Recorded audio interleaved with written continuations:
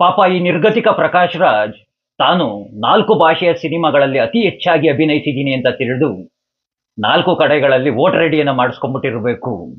ಈ ನಿರ್ಗತಿಕ ಪ್ರಕಾಶ್ ರಾಜ್ 4 ಕಡೆಗಳಲ್ಲಿ ವೋಟರ್ ಐಡಿಯನ್ನು ಹೊಂದಿರುವಂತಹದ್ದು ತಪ್ಪೇನಿಲ್ಲ, ಇದೇನು ಅಪರಾಧ ಕೃತ್ಯವಲ್ಲ ಅಂತ ಈ ನಿರ್ಗತಿಕನ ಪರವಾಗಿ ಮತ್ಯಾವ ನಿರ್ಗತಿಕರು ಇನ್ನು ಬೆಂಬಲವನ್ನ ಕೊಟ್ಟಿಲ್ವಲ್ಲ ಅಂತ ಹಾಗೆ ನೋಡ್ತಾ ಇದ್ದೀನಿ. ಅಬ್ಬಬ್ಬಾ, ಏನ್ ಬಾಯಿ ತೆರೆದ್ರೆ ಸಾಕು ಸಂವಿಧಾನ ಸಂವಿಧಾನ ಸಂವಿಧಾನ. ಏನ್ ವೇದಿಕೆಯ ಮೇಲೆ ನಿಂತ್ಕೊಂಡು ಜಾತ್ಯತೀತ ಸಿದ್ಧಾಂತಗಳನ್ನ ಬುರುಡೆ ಗ್ಯಾಂಗಿನವರ ಜೊತೆಯಲ್ಲಿ ಸೇರ್ಕೊಂಡು ಬೊಗಳೆ ಭಾಷಣಗಳನ್ನ ಬಿಟ್ಟಿದ್ದೇ ಬಿಟ್ಟಿದ್ದು. ನರೇಂದ್ರ ಮೋದಿಯವರನ್ನ ಬಾಯಿಗೆ ಬಂದ ಹಾಗೆ ಟೀಕೆಗಳನ್ನ ಮಾಡೋದು, ಬಾಯಿಗೆ ಬಂದ ಹಾಗೆಲ್ಲ ಪ್ರಶ್ನೆಗಳನ್ನ ಮಾಡೋದು. ಇಂತಹ ಬುದ್ಧಿವಂತರಿಗೆ ಗೊತ್ತಿಲ್ವಾ? ಸಾಮಾನ್ಯ ಜ್ಞಾನ ಇಲ್ವಾ? ನಮ್ಮ ದೇಶದಲ್ಲಿ ಈ ಪ್ರಜಾಪ್ರಭುತ್ವದ ವ್ಯವಸ್ಥೆಯಲ್ಲಿ ನಮ್ಮ ಸಂವಿಧಾನದ ಅಡಿಯಲ್ಲಿ ಒಬ್ಬ ವ್ಯಕ್ತಿ ಒಂದೇ ವೋಟರ್ ಐಡಿಯನ್ನ ಹೊಂದುವಂತಹದ್ದು ಅಂತ. ಕರ್ನಾಟಕದಲ್ಲಿ ವೋಟರ್ ಐಡಿ, ತಮಿಳುನಾಡಿನಲ್ಲಿ ವೋಟರ್ ಐಡಿ, ಆಂಧ್ರದಲ್ಲಿ, ಕೇರಳದಲ್ಲಿ ಎಲ್ಲ ಕಡೆ ವೋಟರ್ ಐಡಿ. ಎಲ್ಲಿ ಬೇಕಾದ್ರೂ ಚುನಾವಣೆಯಲ್ಲಿ ಸ್ಪರ್ಧೆಯನ್ನ ಮಾಡಬಹುದು ಅಂತಹ ಕುತಂತ್ರಿ ಬುದ್ಧಿ. ಕರ್ನಾಟಕದಲ್ಲಿ ಚುನಾವಣೆ ಇದ್ದಾಗ ಕರ್ನಾಟಕಕ್ಕೆ ಓಡ್ಬಾ, ತಮಿಳುನಾಡಿನಲ್ಲಿ ಚುನಾವಣೆ ಇದ್ದಾಗ ತಮಿಳುನಾಡು ಹೋಗು, ಆಂಧ್ರದಲ್ಲಿ ಇದ್ದಾಗ ಆಂಧ್ರ ಕಡೆ ಹೋಗು, ಕೇರಳದಲ್ಲಿದ್ದಾಗ ಕೇರಳ ಕಡೆ ಹೋಗು.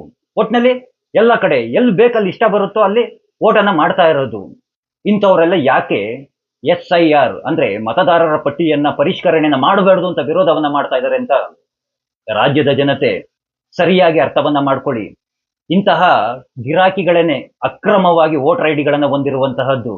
SRI ಏನು ಮತದಾರರ ಪಟ್ಟಿಯನ್ನ ಪರಿಷ್ಕರಣೆಯನ್ನ ಮಾಡ್ಬಿಟ್ರೆ ಇಂಥವರೆಲ್ಲ ತಗ್ಲಾಕೊಂಡ್ಬಿಡ್ತಾರಲ್ಲ, ಅಕ್ರಮವಾಗಿ ಮತದಾರರ ಪಟ್ಟಿಯಲ್ಲಿ ಸೇರ್ಕೊಂಡಿರೋಂಥವ್ರು, ಇಂಥವ್ರಿಗೆಲ್ಲ ಜೈಲ್ಗೆ ಹೋಗ್ಬೇಕಾಯ್ತದಲ್ಲ. ಹಾಗಾಗಿ ಇಂಥವ್ರಿಗೆಲ್ಲ ಭಯ. ಒಬ್ಬ ಅಪ್ಪನಿಗೆ ಹುಟ್ಟಿರೋವನು, ಅವರ ಅಪ್ಪನಿಗೆ ಹುಟ್ಟಿರೋವನು, ಎಲ್ಲರ ಬಳಿ ದಾಖಲೆ ಇದ್ದೇ ಇರುತ್ತೆ. ಅಂಥವ್ರು ಯಾವನ್ನೂ ಎದುರ್ಕೊಳ್ಳೋದಿಲ್ಲ.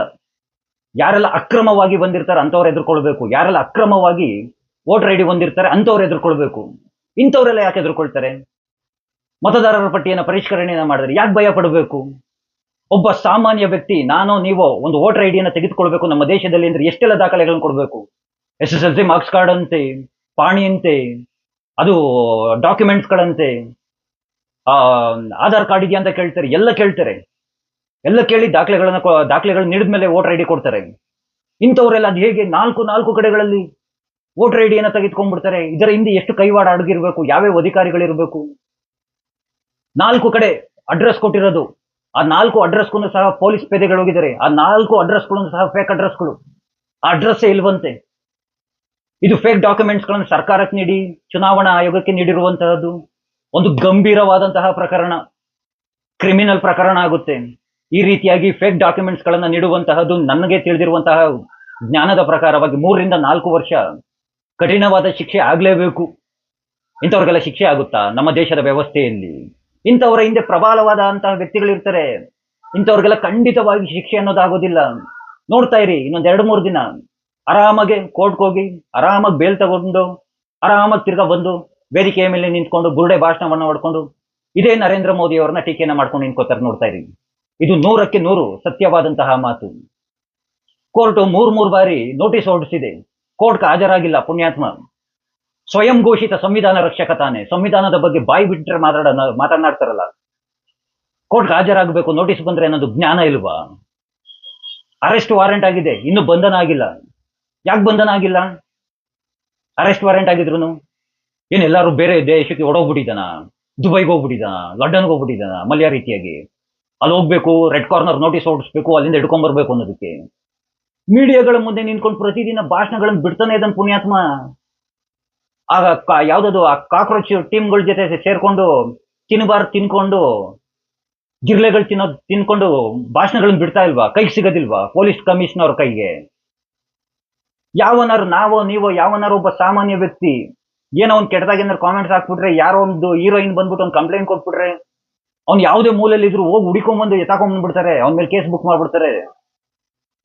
ಇಂಥವ್ರನ್ನೆಲ್ಲ ಯಾಕೆ ಕೋರ್ಟ್ ನೋಟಿಸ್ ಹೊರಡಿಸಿದ್ರು, ಅರೆಸ್ಟ್ ವಾರೆಂಟ್ ಇದ್ರು, ಕೋರ್ಟ್ ಹೇಳಿದೆ ಅರೆಸ್ಟ್ ಮಾಡಿ ಅವನನ್ನ ತಂದ್ಬಿಟ್ಟು.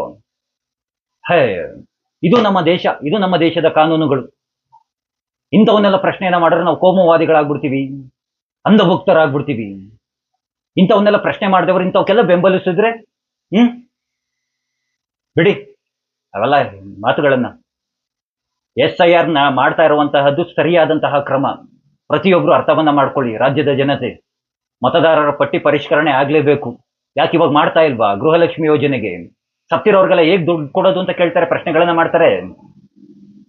ಅಕ್ರಮವಾಗಿ ಅಂದ್ರೆ ಅನರ್ಹರಿಗೆಲ್ಲ ಹೇಗೆ ದುಡ್ಡು ಕೊಡೋದು ಅಂತ ಕೇಳ್ತಾರೆ. ಅದೇ ರೀತಿಯಾಗಿ SRI ಸಹ ಮತದಾರರ ಪಟ್ಟಿ ಪರಿಷ್ಕರಣೆಯನ್ನು ಮಾಡಬೇಕಾಗಿರೋದು. ಎರಡೆರಡು ಕಡೆ ವೋಟರ್ ಐಡಿ ಇಟ್ಕೊಂಡ್ಬಿಡೋದು. BBMP ಚುನಾವಣೆ ಇದ್ದಾಗ ಬೆಂಗಳೂರಿಗೆ ಬಂದ್ಬಿಡೋದು, ಅಲ್ಲಿ ಅಸೆಂಬ್ಲಿ ಚುನಾವಣೆ ಇದ್ದಾಗ ತಮಿಳ್ನಾಡು ಹೋಗ್ಬಿಡೋದು. ಇವು ಚೆನ್ನಾಗಿರ್ತದಲ್ವಾ? ಸತ್ತೋಗಿರೋರ ಹೆಸರಲ್ಲೆಲ್ಲ ವೋಟ್ ಹಾಕ್ಬಿಡೋದು. ದಯಮಾಡಿ ಇಂತಹ ವಿಷಯಗಳನ್ನ ಸರಿಯಾಗಿ ಅರ್ಥವನ್ನ ಮಾಡ್ಕೊಳ್ಳಿ ಅಂತ ರಾಜ್ಯದ ಜನರ ಬಳಿ ಕೇಳ್ತಾ, ಆ ಕೃಷ್ಣ ಎಲ್ಲರಿಗೂ ಒಳ್ಳೆಯದನ್ನ ಮಾಡಲಿ. ಎಲ್ರಿಗೂ ಧನ್ಯವಾದಗಳು. ಜೈ ಶ್ರೀ ಕೃಷ್ಣ.